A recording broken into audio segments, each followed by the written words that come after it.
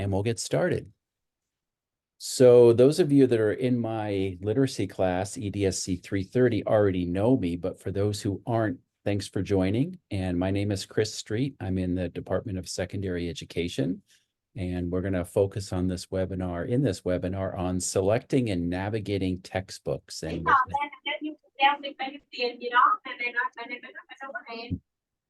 And if you could all mute yourselves until we have a chance to talk a little bit later, I'd appreciate it. Then there won't be any disruptions or distractions. Okay, so here's our goals for the day. I want to talk about some ways to help students navigate textbooks and make sense of the text that we're asking them to read. We're going to talk about some discipline-specific approaches that can work in your content area. And we'll also have time at the end to talk about any questions that you might have. So here's our task. For the 330 folks who have looked ahead this week, you may remember this because this is the prompt that you're going to be responding to for this week's activity. Kid comes up to you and asks, "Excuse me, teacher, I can't make much sense of our textbook. What can I do to read it better?"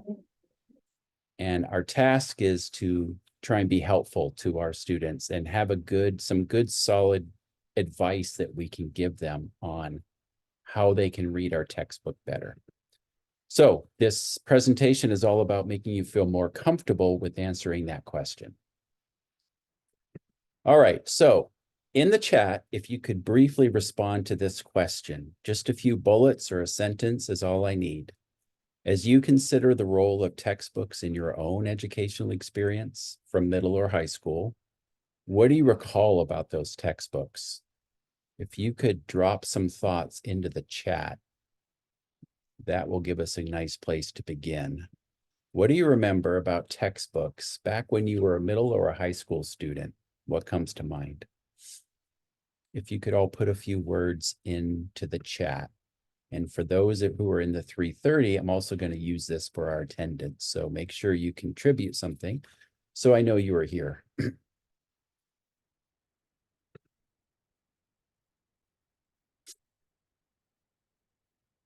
All right, and let's see. I'm going to touch on a few of the points that people are contributing.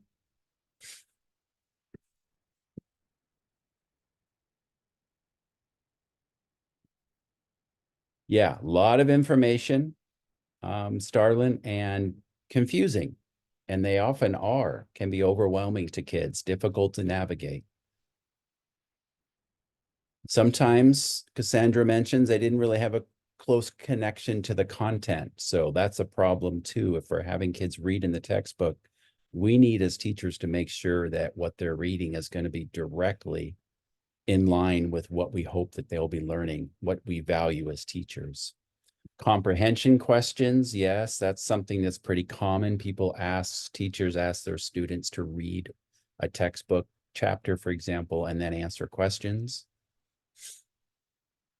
Difficult to navigate. Yes, Anna, I agree. Thank you. Yes, so hard to understand, new vocabulary. Yeah, science and history oftentimes are, Tammy mentioned this, that especially in science and history, the textbooks seem to be the primary resource that drives a lot of those content area classes. So they can be hard to read. So that seems to be our synopsis. And I don't disagree with anything that you've mentioned. So let's talk about that. So we're agreed, textbooks can be challenging to read and to learn from. So readability is one area of concern. Just so you all know, textbooks in middle school and high school are typically written at about 2 grade levels above the grade level of the students they're intended for. So for example, if you're teaching 10th grade US history, chances are the textbook that you're using is written more at the 12th grade level. So they can be tough to read because they're written often at a level or two above where the students are. So what can we do about that? Let's talk about that for a minute. How can you check the readability of your textbook to see how readable it is? Well, if you've got Microsoft Word, and I'm sure that there are other word processing programs that have similar features, if you haven't done this before, when you run a spell and a grammar check, you can turn on, it's just a little radio button. It's called Readability Statistics. If you turn that on, every time you run a spell and a grammar check, it will tell you at what grade level that text is written at. So you could do this if you have a digital textbook. You could do this by grabbing a few paragraphs of text, putting it into Microsoft Word, running your spell check, grammar check. And if you've turned on readability statistics, it will tell you this is written at the 7th grade level or the 12th grade level or whatever it might be. You can do this with your own writing too. Any text, if you run it through Microsoft Word and you have readability statistics turned on, it will tell you the grade level of that writing. So if you're going to do this for your textbook, if you've got a textbook that you're considering using with kids and you're wondering how readable it is to them, if you did this with 4 or 5 paragraphs from different chapters and average the results, that would give you a pretty clear number that you could count on for, okay, this is written at the 8th grade level or whatever the case might be. So that doesn't take much time and effort. It's a nice way to get a rough indication of how readable the text is. It's not perfect though, because all the computer's doing is counting the number of syllables in every word and counting the number of words in every sentence. So it's not a perfect measure, but it does give you a fairly accurate sense of the grade level of that text. So that's one thing you can do if you want to do something to check how readable your text is for your students. Also, we can introduce our textbooks to our students. So exploring how your textbook works with students can really help. So take some time in the first few days of school to explore how your textbook works with students. Unpack the textbook, have them open it up. Maybe you design a scavenger hunt so they get a chance to explore where's the glossary and why do we care? Why are all these words bolded and why should I pay attention to those? How is the text structured? Is it chronological? How's it organized? So if you take some time to help your kids understand your textbook, they'll read it better. And trust me, they won't know how to read your textbook or navigate it unless you show them. So you really need to show them how to use it and how to make sense of it. And the first few days of the school year is the perfect time for this because kids are being moved in and out of classes as schedules change. So you can't really dive into any heavy content teaching in the first few days. So it's a nice chance for you to take some time to show your kids the textbook you want them to use and how to use it. And if you're in my 330 class, in our textbook reading this week on page 95 to 97, the previewing your text approach is one way to do this. So you might check that out if you want to see if that makes sense to you for a way to help preview a textbook with kids. And you can also use Google to find other helpful tools for helping you to preview your text with students. So if you just Google textbook scavenger hunts or helping kids understand textbooks, you'll find lots of creative ways that teachers are doing this.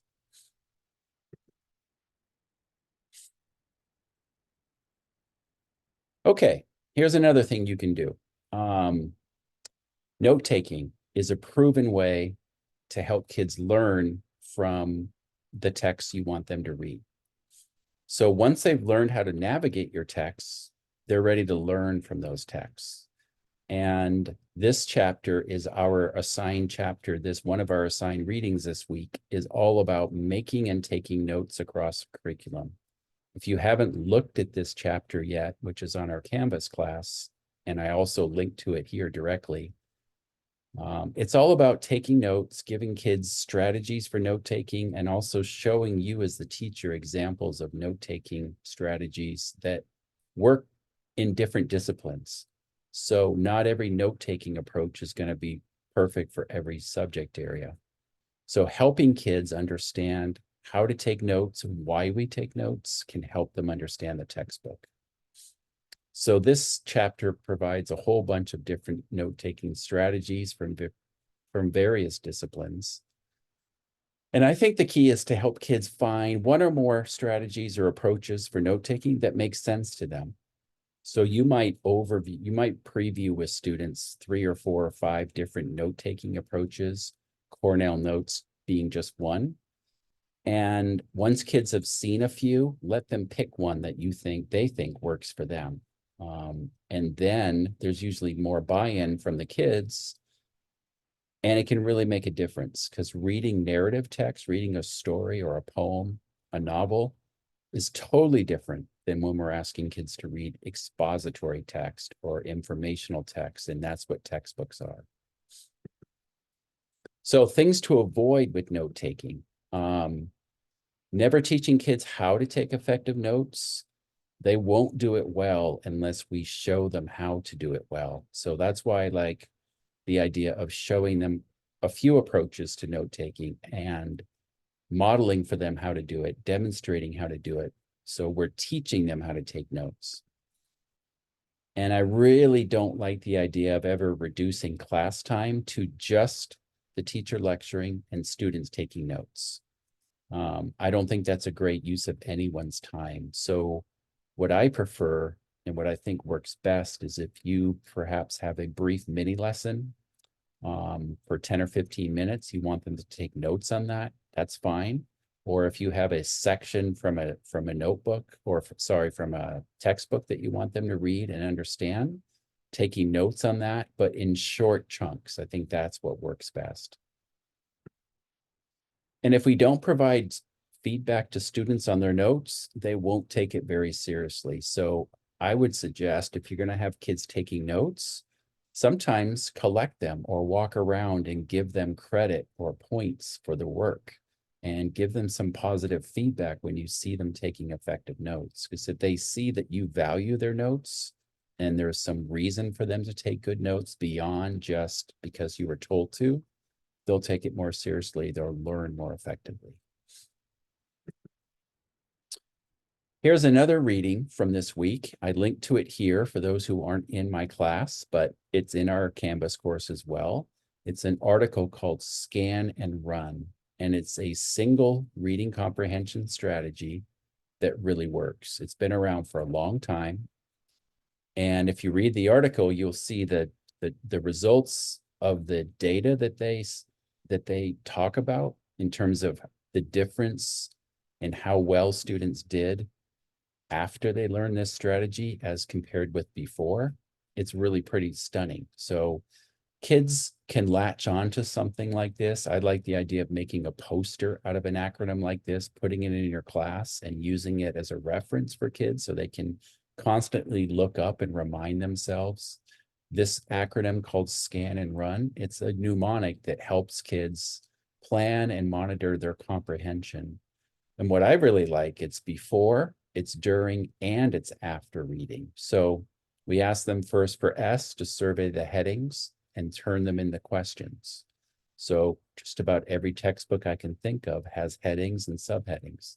Turning those into questions helps them figure out what is it that I need to know from this heading. And you can see each letter of the acronym gives them a specific area to focus on that can help them comprehend something like a textbook chapter.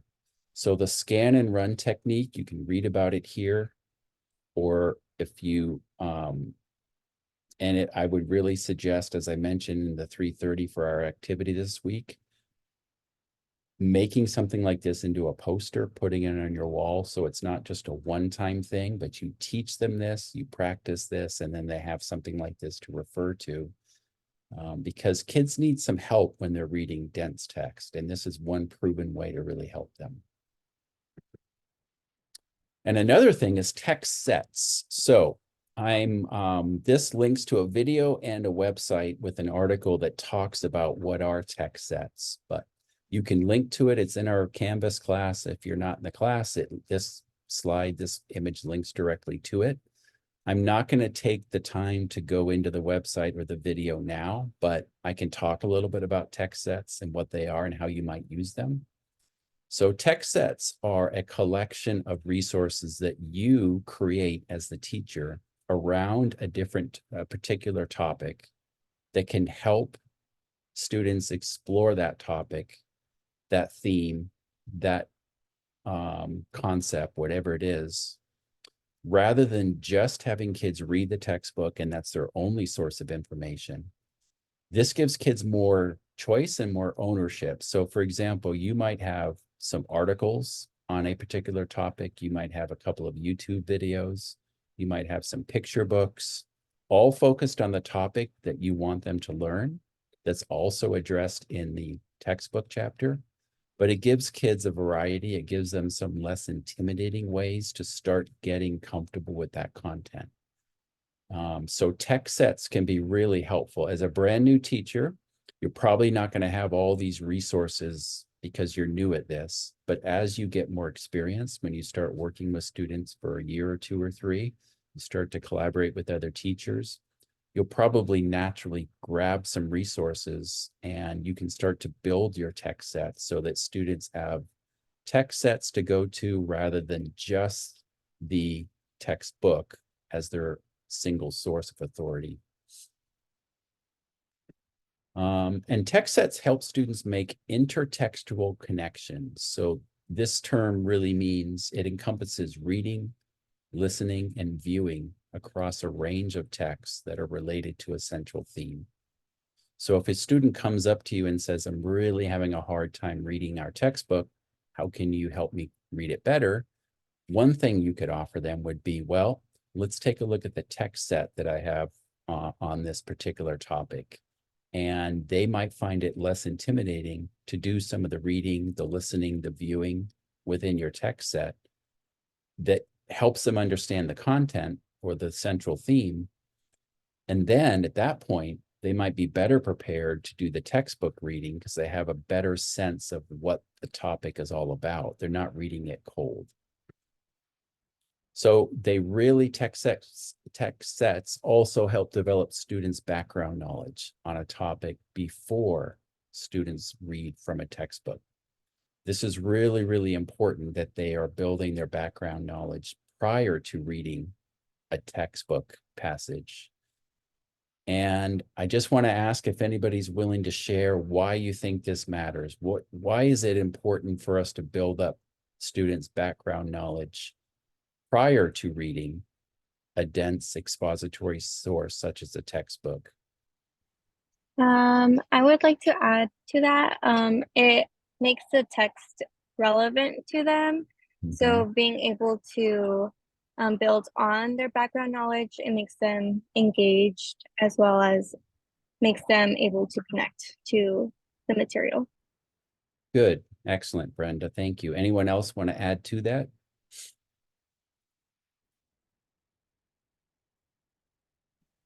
What I would want to add, and I'm a history major, Mhm. is especially for something like the field of history, it's important to have background knowledge and to build that up, especially if you're talking about certain events where like you're going to be addressing that certain event each week. So for example, like World War I or World War II and the consequences and after effects of those wars. Yes, very much so, Tammy. Thank you. So just think about a student in your class. Think about maybe for Tammy's discipline, maybe she's interested in introducing something like the Industrial Revolution. We probably have a sense of what that was all about when it happened. We probably have some images in our mind of the Industrial Revolution. We have some knowledge about that. It's pretty likely that your students won't. And so if we just ask them to start reading about the Industrial Revolution in a textbook, they're not going to have any grounding at all. They're not going to have any, likely they won't have any background knowledge. So if we build up their background knowledge before we ask them to read in the textbook, they're going to get it a lot better. So maybe we introduce them to the Industrial Revolution through tech sets. Maybe we show them some YouTube videos. Maybe we have some picture books. Maybe we have a couple of short articles. That's going to make a big difference, because asking students to read a textbook cold with no introduction, no building of background knowledge is not going to help them read it effectively. So all this fits within a very broad notion of literacy, which I really like. Literacy is not just reading and writing. It also includes speaking. It also includes listening. And I think it really also, all of these areas focus on critical thinking. So if you're in a discipline that maybe doesn't really use textbooks very much, if not at all, then you could think about how to help your students with the kind of literacy that you're expecting them to demonstrate in your area. So for example, if you're a drama teacher, you're going to be doing a whole lot of work with speaking and listening.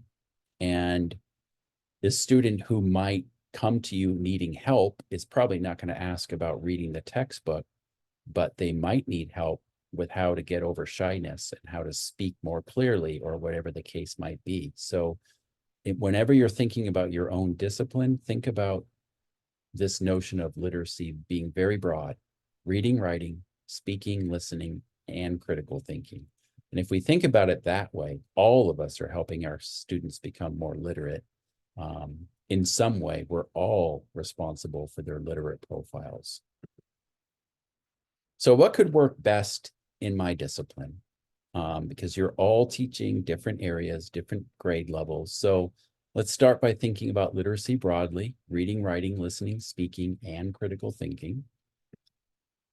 Consider the texts that your students are likely to encounter in your classroom. So Tammy, as a history teacher, is likely going to use textbooks. Some others in here today will be, others might not.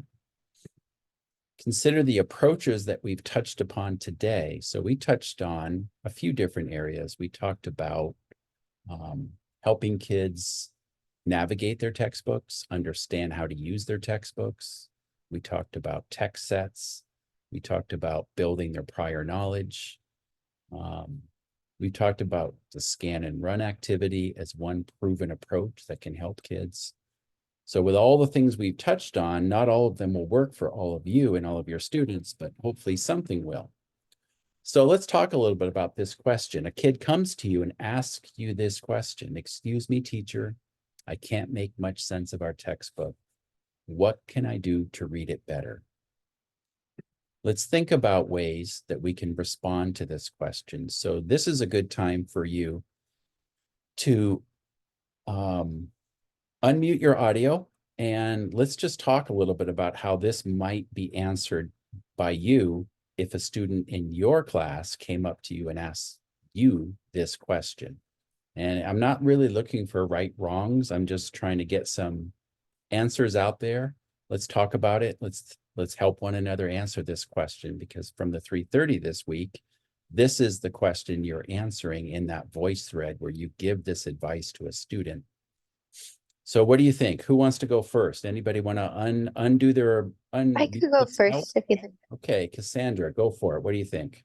Well, I work with fifth graders right now, so I would say, well, let's look at the different text structures. What is bolded, what's highlighted, what is has a bigger font. If this says something, let's dig deep and see what this means to you. We're learning about colonies right now. We could easily think of what the heading is saying that will explain what comes to follow. So I think just splitting up what they're looking at and not something as a whole could be helpful for them. Okay, good. So Cassandra's approach would be a good one. She's going to focus on the structure of the textbook and helping kids in her fifth grade class understand how the structure of the textbook, how the book is structured, what to pay attention to and why. And I think that is going to make a difference. So that's a good answer in her discipline. That makes good sense. Anybody else? I might ask the student like what exactly they are confused with, because it's a broad question. So trying to help them understand each aspect might be a little bit overwhelming for them. So I might break down the textbook for them and really pinpoint what exactly they're struggling with in the text. Good. So that would be a very good thing to do first. Well, tell me more. Talk to me more about what it is that you're struggling with. And listening to your student will help inform how you best answer this question. Like, for example, a student may not have the endurance to read an entire chapter in one sitting. They may get distracted easily. So if that's what the student's talking to you about, then pacing may be part of your answer. Just having them read 15 or 20 minutes intensely, maybe having them take notes and then take a break, go away, come back, give yourself enough time to read it in chunks. So lots of ways to answer that question, but I do like the idea of having the student talk through what it is that he or she's struggling with. Anybody else want to take a shot at this? I really like the abbreviation that I just learned today, which is the scan run. I think all those strategies that were listed, such as surveying heading and turn them into questions, is very important because those small questions within the headings can help the students understand the text better, and they're better able to look for the things that they don't understand. Yeah, good. I like scan and run, and I've been using it for a long time because I still find it really helpful. I haven't found any single strategy that's better for reading textbooks than scan and run. So I'm glad you mentioned that. And it's a good one. It's worth considering if you're having kids reading textbooks. Anybody else want to run some ideas by us? I do trying to I really like it, the idea for the scan and run. It's very important. Another thing is that I'm thinking maybe it's very helpful is if you specify the student while you're telling to read the textbook, maybe mention what they need to pay attention instead of just reading. You have to tell them what they need to pay attention while they are reading. I believe that will be very helpful for them. Yes, I'm glad you mentioned that. It would be. So giving them some guiding questions, for example, as you're reading this textbook chapter, I want you to consider and be able to answer these 4 or 5 questions, because that tells them what to focus on and how to it helps them read more strategically. And another way teachers like to do that is they give students a skeletal outline of the chapter. So they give them not a complete outline, but they might give them an outline of half of the chapter with some blanks for the pieces they want their students to put in. So it helps the students to see that, okay, this is the entire chapter. This is how my teacher outlined it for me, which is a nice way of taking notes. And I need to focus really heavily on the areas that are not complete and fill in the outline for those areas. That's going to help me as a student figure out what it is that I should pay attention to. So good. Giving kids some guidance in terms of what matters, however you do it, is helpful. Anyone else with other ideas? For me, what really stood out to me is like introducing different note-taking strategies, because like for note-taking, it's definitely not like one size fits all. And also like when I remember when I was in high school, like my AP Euro teacher, like he made us take Cornell notes, and honestly, I don't think that was the most efficient way for me to take notes. So I would just like I think for something like this, even if a student personally asked me this question, like I'd want to like maybe for next class, like do like a lecture or lesson on the different ways to take notes, because it's really crucial to explore different ways, because people have different preferences on the ways they want to take notes. Yeah, that kind of reiterates what I find value about note taking as well, Tammy. It's teach them some strategies, give them some choice on what works best for them, and then they tend to buy in better and have more ownership if it's a strategy they actually find helpful.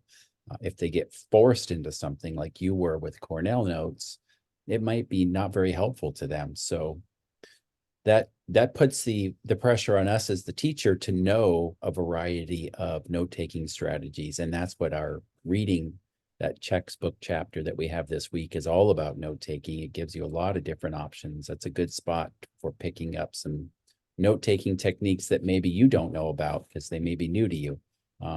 So good idea. Anyone else? Something I'd add to Tammy's idea too was also acknowledging their note taking, because in my fifth grade placement that I'm in, I did a KWL, and obviously they were able to write what they know, which activates their prior knowledge, and it's also helpful for us as educators to look back and see their prior knowledge, what they would want to learn, and what they learned, and acknowledging also the questions that they have written down in the what they would like to learn, and also going back and answering those questions, because not a lot of those questions get answered throughout lessons sometimes, and reading those things helps the students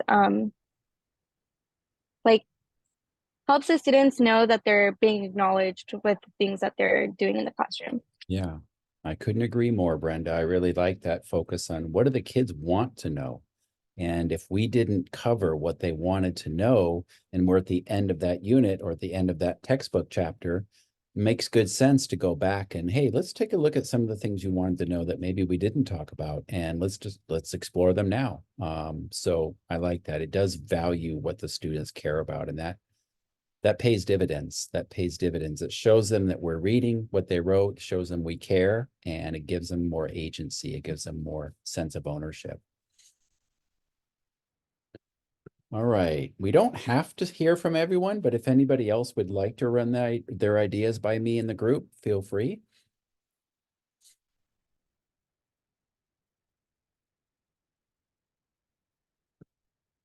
All right. Well, then that is just about it. The only thing that's left is if you wouldn't mind completing this survey, basically. It's a short survey that gives us a little feedback on what you thought of the webinar today.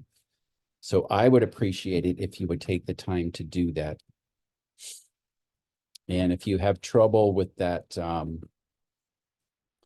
barcode reader, if that's not coming up easily for you, let me know and I'll copy and paste that link into the chat and you can click on the chat link.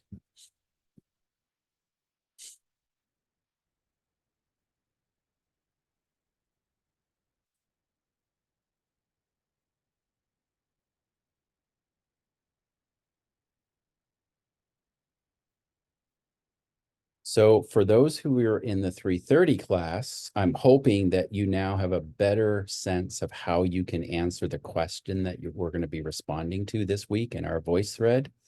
This voice thread for my 330 students is a video-based.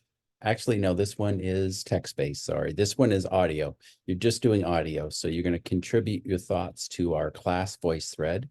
You got 2 minutes to answer this question of how, when a student asks you, how can you give them some help on reading the textbook more effectively?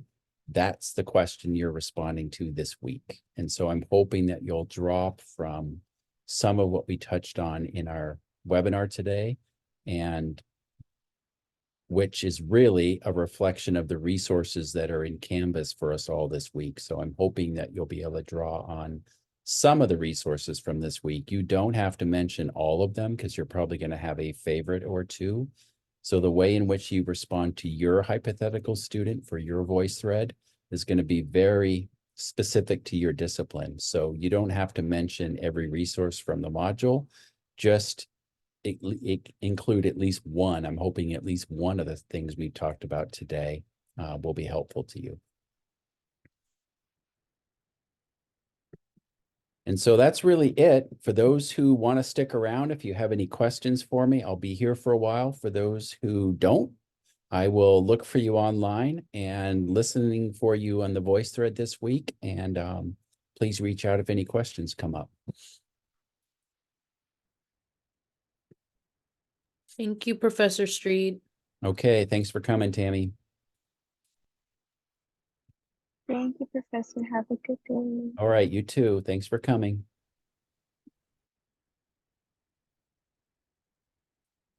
Thank you for the time and the wonderful webinar you had. Thank you.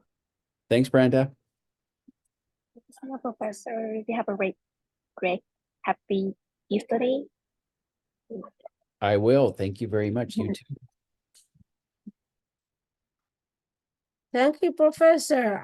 I believe this is very helpful for us as a student. Thank you so much for sharing this. You're welcome. I was kind of a little bit confused what I'm gonna do. So, but now I know what I need to do. So, Oh, good, good. Then it helped. yeah, so this is very helpful for me. Good, excellent. I'm glad. Yeah. So is there a time limit for the voice recording or? Yes, I want it to be about 2 minutes. So you can go a little bit longer than that, but try not to go much longer than 2 minutes. So it's just the only voice. Just voice, yes. Just So voice, okay. it's a simple process. When you get to the voice thread, there's a little plus icon. If you click plus, you can, it captures your voice. You just speak. And if you're happy with your audio file, your contribution, you can submit it. And if you don't like it, just click delete and do it again if you don't like the. That's wonderful. That's wonderful. That's great. Thank you so much for that. I really appreciate it.